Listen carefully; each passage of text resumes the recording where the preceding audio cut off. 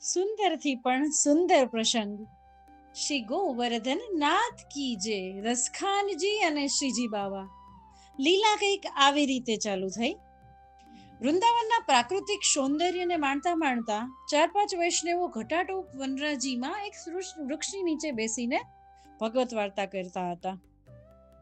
જ્યારે નંદનંદન સમસ્ત ગાયોના વૃંદને ભેગા મળી ગાયો ચરાવવા માટે પધારે, ત્યારે માખણચોર વ્રજજનોના મનને મોહ ઉત્પન્ન કરી સર્વનું મન પોતાની સાથે જ ચોરીને લઈ જાય છે.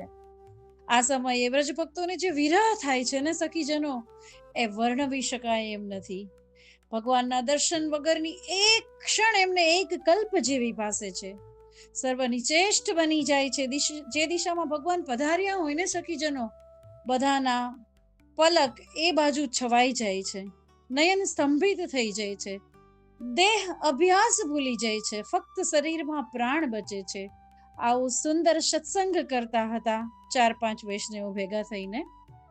વાહ, કેવો અદ્ભુત પ્રેમાવેશ હશે એ વ્રજભક્તોનો, એ વૈષ્ણવોનો. આવા અલૌકિક પ્રેમીજનો તો વ્રજભક્તો જ હોઈ શકે.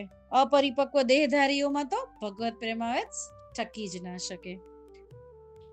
હવે આજે સત્સંગ થતો હતો ને સખીજનો, ત્યાં બાજુની જાડીમાં એક દાઢીવાળા અને ચકડવકડ આંખોવાળા પઠાણી યુવક બહાર નીકળે છે અને ભગવત વાર્તામાં વિક્ષેપ પાડે છે અને આવીને કહે છે કે દખલ કરવા માટે મુઆફી ચાહું છું. શું હું તમારી સાથે ચંદ લમ્હે વિતાવી શકું છું?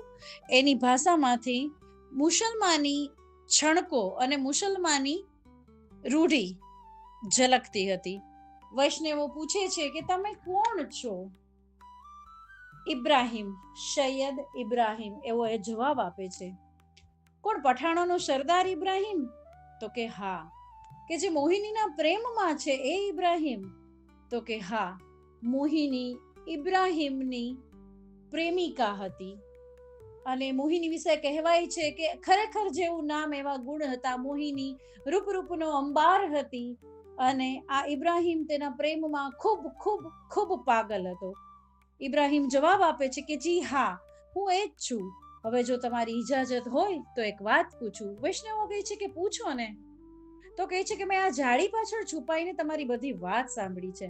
હમણાં તમે કહી રહ્યા હતા કે તમારા નાયક મારી મોહિની કરતા અધિક રૂપાળા અને રસિક છે. મને એવું લાગે છે કે તમે જે વર્ણન કરી રહ્યા હતા એમાં, જો તેઓ મારું દુઃખ મિટાવી શકે, શું તેઓ મારી રસિકતા સમજી શકે? ત્યારે વૈષ્ણવો જવાબ આપે છે કે અમારા શ્યામ સુંદર તો રસિક વર છે ઇબ્રાહિમજી. તમારામાં રસિકતા ભરનાર પણ તેઓ છે. એમનું રૂપ તો એવું છે કે કરોડો કામદેવને પણ એમની સામે ફિક્કા લગાડી દે. તમારી મોહિનીમાં રંગ, રૂપ, યૌવન અને જાદુ કોણે મૂક્યા છે? એમણે જ ખાન, એમણે જ. અને જેની રચના ઉપર તમે આટલા વારી ગયા છો ને, એ રચનાકાર પોતે કેવો હશે એની કલ્પના તમે કોઈ દિવસ કરો? તમારા શબ્દો દ્વારા હવે હું કલ્પના કરી શકું છું અને મહેરબાની કરી શકશો તો તમારા નંદનંદનની કોઈ છબી હોય, કોઈ ચિત્રજી હોય તો મને આપશો.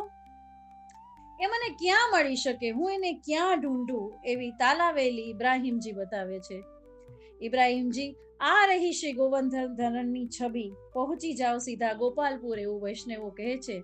પૂછે છે ક્યાં આવ્યું? તો કે ખાસ દૂર નથી. શુક્રિયા મનાવે છે અને ઇબ્રાહિમજી શ્રી ગોવર્ધન ધરણની છબી લઈને નીકળી પડે છે. રખડવા માટે નીકળી પડે છે, ગોતવા માટે નીકળી પડે છે. એકી ટશે એને નિહાળી રહ્યા છે. નિહાળતા નિહાળતા મંત્ર મુગ્ધ થઈ ગયા અને આફરીન આફરીન કહીને આનંદના અતિરેકમાં નાચવા લાગ્યા.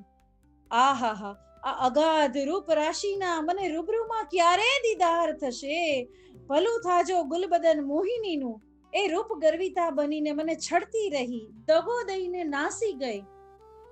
જો એણે મને પકડી રાખ્યો હોત ને, ઇબ્રાહિમજી વિચારે છે મનમાં, તો આ મહેબૂબને હું કઈ રીતે મળી શક્યો હોત? આવું ખુદાઈ રૂપ, આવી પવિત્ર મધુરતા, આવી કાતિલ મુસ્કાન.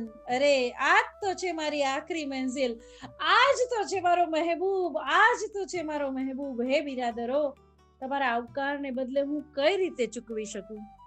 ઇબ્રાહિમજી આવું બોલતા બોલતા, ગણગણતા અને વિચારતા પૂછે છે, તો વૈષ્ણવો કહે છે કે કંઈ જ નથી ચૂકવવાનું, અમે તો મારી ફરજ બજાવી છે.